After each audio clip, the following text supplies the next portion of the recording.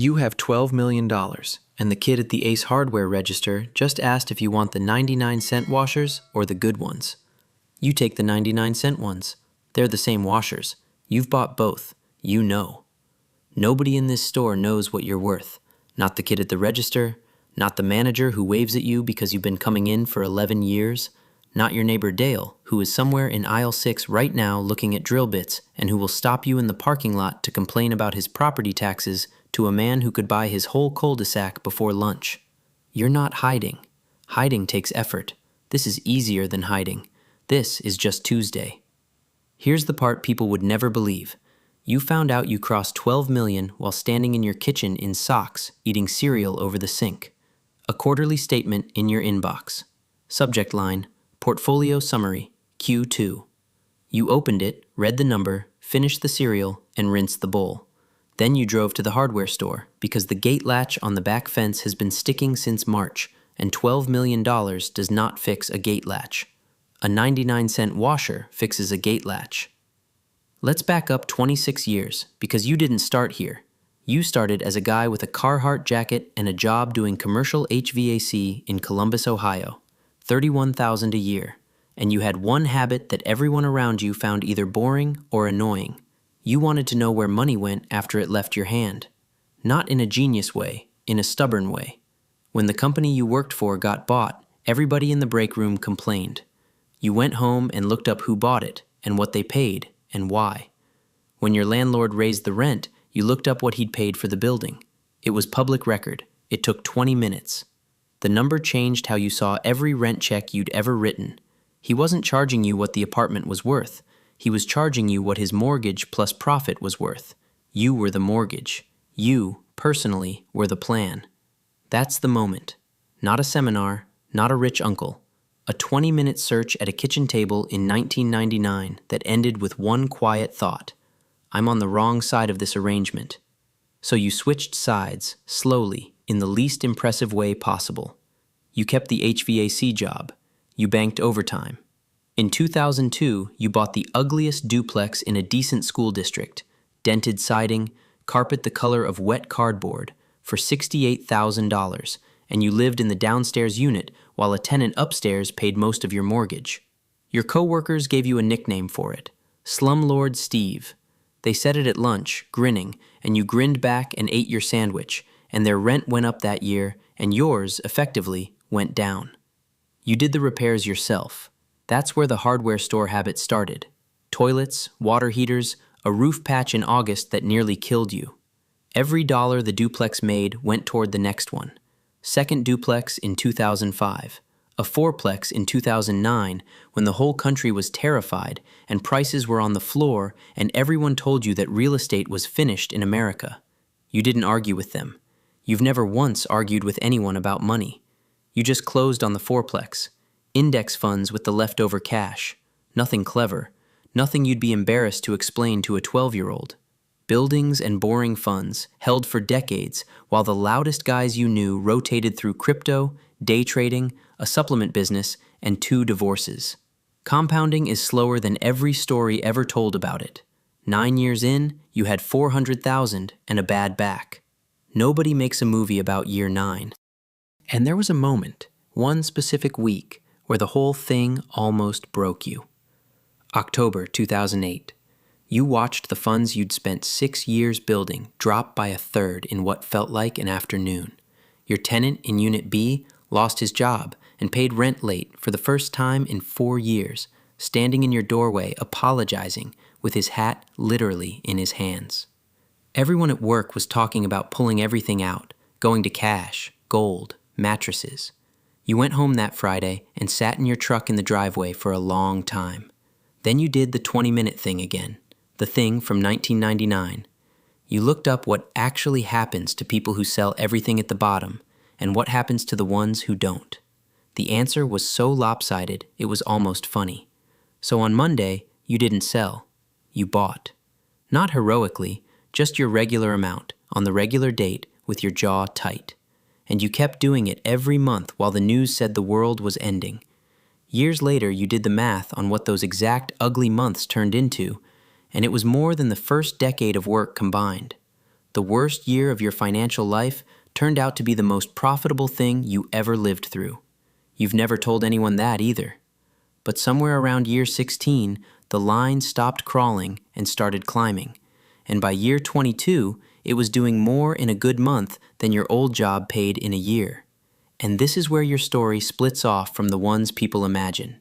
Because the moment most people picture, the moment where you upgrade your whole life, never came. Not because you resisted it, because by then, the wanting was gone.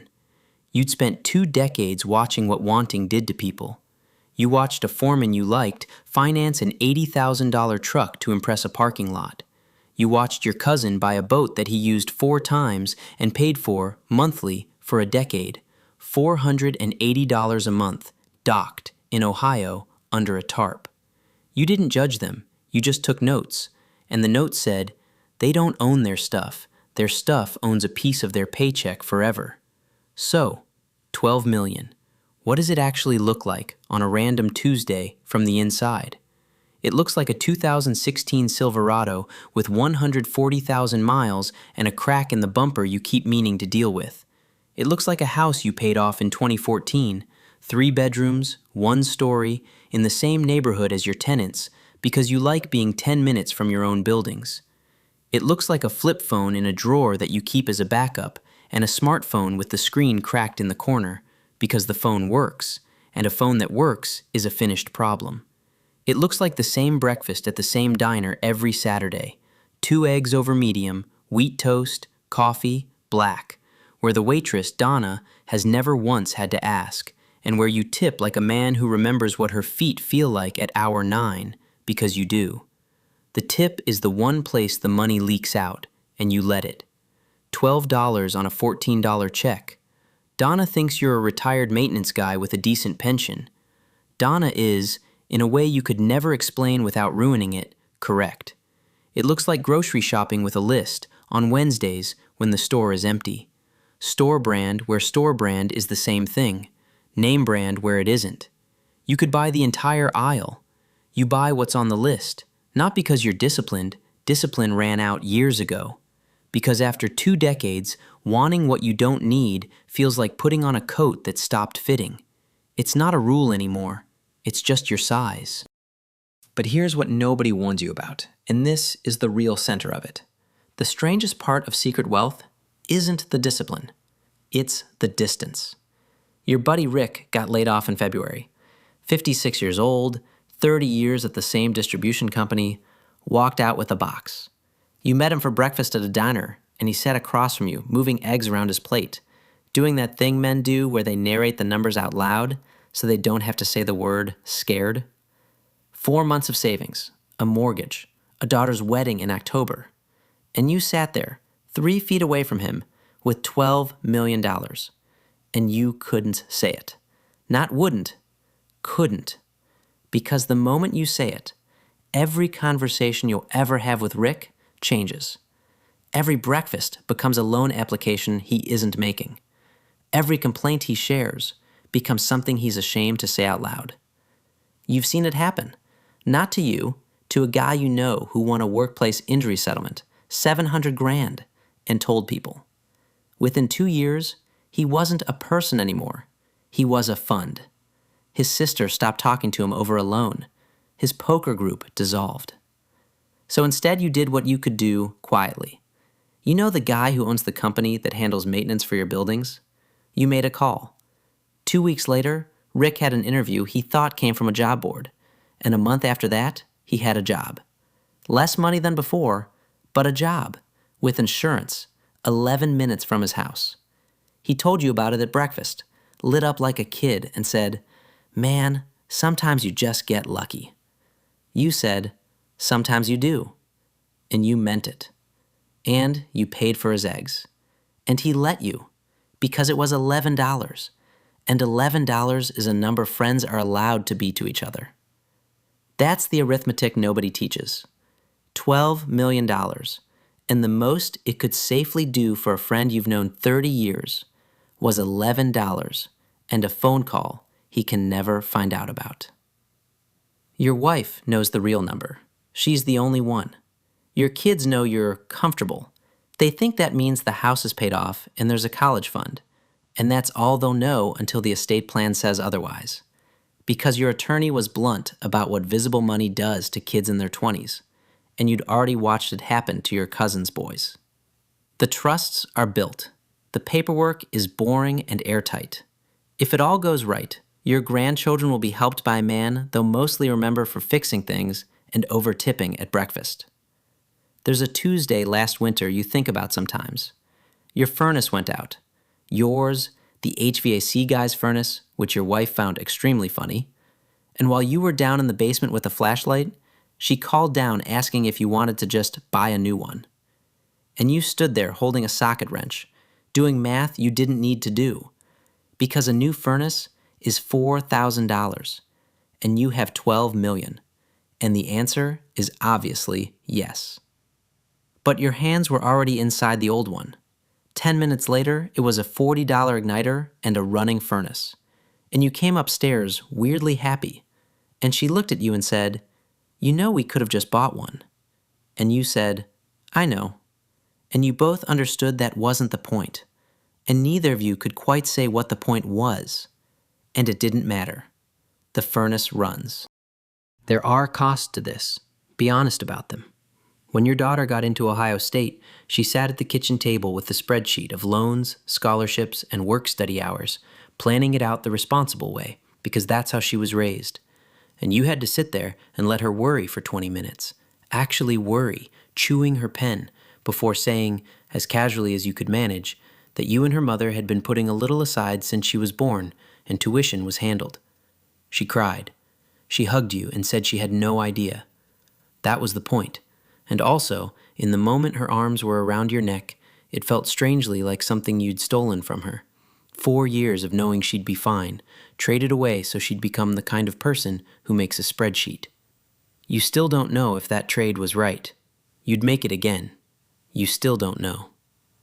Your brother-in-law thinks you're cheap, says it half joking at Thanksgiving every year when you're the last one still driving that truck. Your wife catches your eye across the table, and there's a whole conversation in that half second, and you let the joke land and pass. That's the tax. Every year, one joke at one table. You've decided it's the cheapest tax you pay. Some nights, rarely, you do the other math, the counterfactual, the beach house, the first-class flights, the version of you that let everyone see it. You're not tempted exactly, you're curious. What would it have felt like being congratulated? You'll never know. You traded being congratulated for being trusted, and most days you're sure it was the right trade, and the days you're not sure, you go fix something. Which brings you back to the gate latch. 4:19 on a Tuesday afternoon. You're kneeling in the grass by the back fence with a screwdriver and a 99-cent washer, and the latch clicks shut clean for the first time since March. And there it is, that small, complete satisfaction of a finished problem. Dale waves from his driveway, says the county's going to tax him into the grave. You say they're working on all of us, Dale. He laughs and goes inside. The market moved today. Your net worth swung by more than Dale's annual salary between lunch and dinner, in one direction or the other. You genuinely don't know which, because you haven't looked, because it doesn't change what the latch needed. Inside, your wife asks if you fixed it. You say yeah. She says what was wrong with it.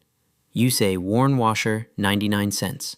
She says big spender. You say, well, it's been a good year. She laughs. She's the only one who gets the whole joke. And that's the thing about the quiet version of rich that the loud version never figures out. The loud version needs an audience to feel real. Yours got realer the fewer people could see it, until the only witnesses left were a wife laughing in a kitchen, a fence that finally closes right, and a friend across town who got lucky once and never has to know why. $12 million, and the whole visible difference it ever made was this. You were never afraid, and almost no one ever knew it. That was the purchase. That's what it bought. You'd buy it again.